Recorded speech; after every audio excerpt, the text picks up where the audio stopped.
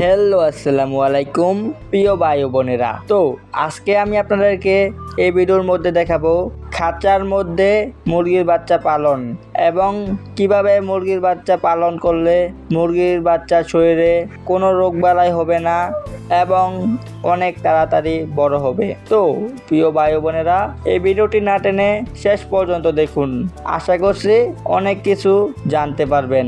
তো দেখতেই পারতেছেন আমি 10টি মুরগির বাচ্চার জন্য একটি ফলের ক্যারেট দিয়ে খাঁচা তৈরি করেছি এবং এই খাঁচার মধ্যে আমি খাবার পাত্র এবং পানির পাত্র রেখেছি। তো আপনারা চাইলে এভাবে ফলের ক্যারেট দিয়ে মুরগির বাচ্চার জন্য খাঁচা তৈরি করতে পারেন। তো মুরগির বাচ্চা মারা যাওয়া এবং মুরগির বাচ্চার শরীরে রোগবালাই হওয়ার কমন একটি কারণ হচ্ছে মুরগির বাচ্চাদেরকে ব্রডিং না করানো। তো মুরগির বাচ্চাদের প্রথম দিন থেকে 1.5 সপ্তাহ পর্যন্ত বোর্ডিং করতে হবে। তো বোর্ডিং করলে মুরগির বাচ্চার মারা যাওয়ার হার অনেক কমে যায় এবং এই মুরগির বাচ্চাদেরকে আপনারা ঘরোয়া ওষুধ হিসেবে খাওয়াতে পারেন। 1 লিটার পানির সাথে 1 গ্রাম লেবুর রস এবং 1 গ্রাম লবণ অথবা ওরসালাইন পানির সাথে মিলিয়ে অথবা খাবারের সাথে মিলিয়ে মুরগির বাচ্চাকে খাওয়াতে পারেন। তো আরেকটি বিষয় লক্ষ্য রাখতে হবে, মুরগির বাচ্চার খাবারের পাত্র এবং পানির পাত্র ময়লা হয়ে গেছে কিনা।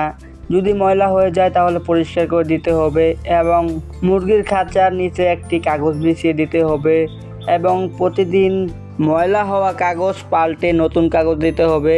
তো এভাবে প্রতিদিন পরিচর্যা করলে মুরগির বাচ্চার শরীরে রোগবালাই হওয়ার আশঙ্কা কমে যায়। তাছাড়াও মুরগির বাচ্চাদেরকে রোগবালাই থেকে মুক্ত রাখতে ডাক্তারের পরামর্শ অনুযায়ী ঔষধ অথবা ভ্যাকসিন ব্যবহার করতে পারেন।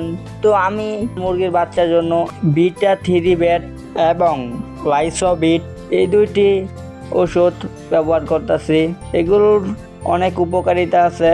তো তাছাড়াও দেখতে পাচ্ছেন এখানে একটি স্মার্ট নামক ওষুধ রয়েছে। এই ওষুধটি আমি ফেরি করে যারা মুরগির বাচ্চা বিক্রি করে তাদের কাছ থেকে ক্রয় করেছি।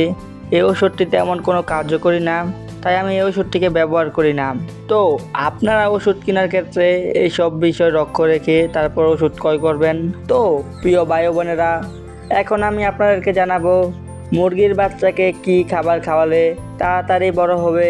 তো আমি আমার মুরগির বাচ্চাকে খাবার হিসেবে খাওয়াই ব্রয়লার স্টার্টার ফিড। তো এই খাবারটি খাওয়ালে মুরগির বাচ্চা তাড়াতাড়ি বড় হয়। তো আপনারা চাইলে ব্রয়লার স্টার্টার ফিড খাওয়াতে পারেন।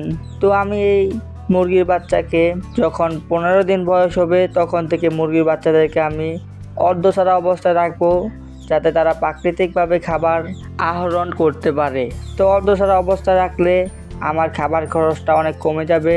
তো প্রথম 15 দিন আমি আমার মুরগির বাচ্চাকে ব্রয়লার স্টার্টার ফিড খাওয়াবো, তারপর থেকে অর্ধসারা অবস্থায় পালন করব। সেক্ষেত্রে আমার খাবার খরচ অনেক কমে যাবে। তো আপনারা চাইলে এভাবে 15 দিন পর্যন্ত খাঁচায় পালন করে তারপর থেকে অর্ধসারা অবস্থায় পালন করতে পারেন। তাছাড়া খাঁচার ভিতরও পালন করতে পারেন। তো খাঁচার ভিতর পালন করলে খাবার খরচটা বেশি হবে। তো চাইলে আপনারা খাঁচার ভিতরও পালন করতে পারেন এবং অর্ধছাড়া অবস্থায় পালন করতে পারেন। তো প্রিয় ভাই ও বোনেরা, আপনাদের যদি মুরগির বাচ্চা সম্পর্কে নতুন কোনো তথ্য জানার প্রয়োজন হয় তাহলে কমেন্ট করে জানাবেন এবং আপনি যদি আমার এই চ্যানেলের মধ্যে নতুন হয়ে থাকেন তাহলে চ্যানেলটিকে সাবস্ক্রাইব করবেন। তো প্রিয় ভাই ও বোনেরা, আজকের জন্য বিদায়। আসসালামু আলাইকুম।